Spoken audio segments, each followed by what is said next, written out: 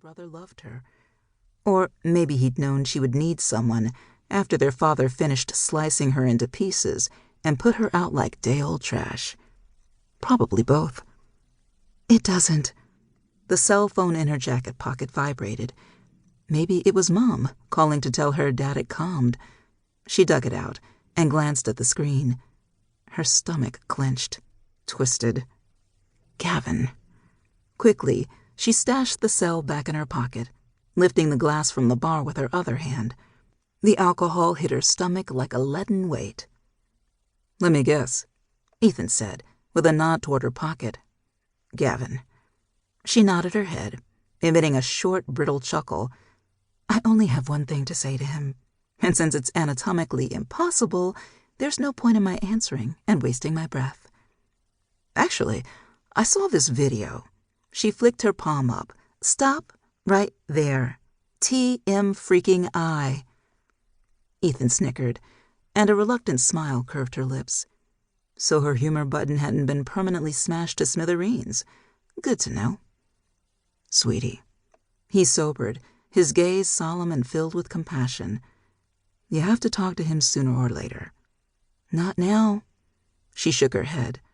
Hurt and the greasy glide of humiliation pitched and rolled in her belly.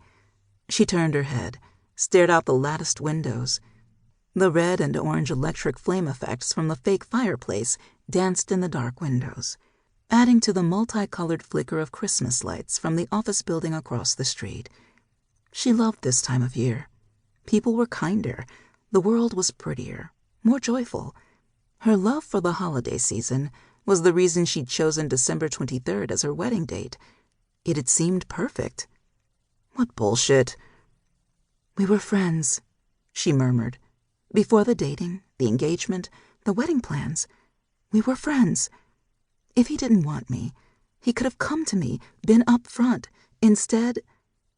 The images of "instead" rose in her head, wavering, solidifying, then evaporating so another picture took its place.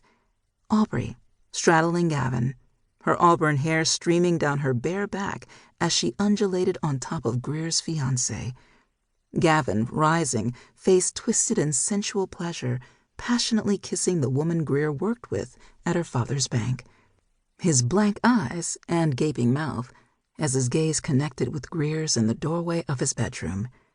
Instead, he was a cowardly sack of shit who couldn't keep his dick in his pants. Ethan snapped, disgust dripping from his ice-cold tone, again championing her. She sighed and rubbed a fingertip over the old, tiny sickle-shaped scar on her chin, a childhood habit she'd acquired and never rid herself of. "Pretty much," she murmured. "But you know what hurts me most?"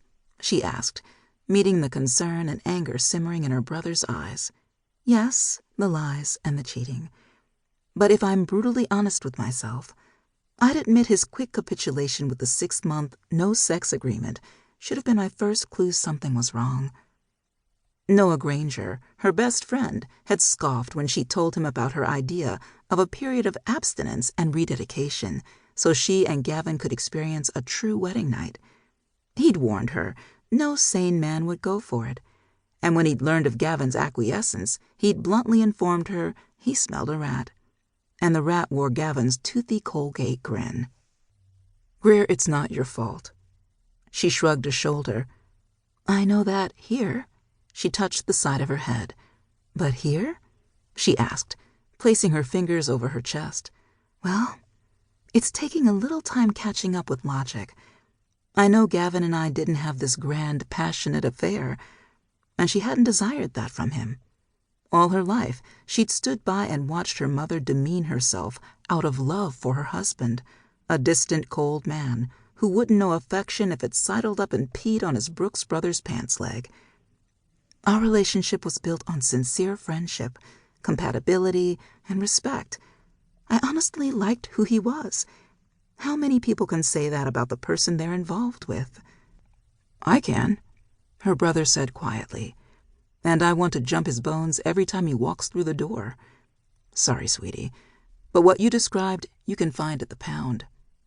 A sneer tipped the corner of his mouth. "And at least if a dog humps the wrong person, all you have to do is swat him on the..."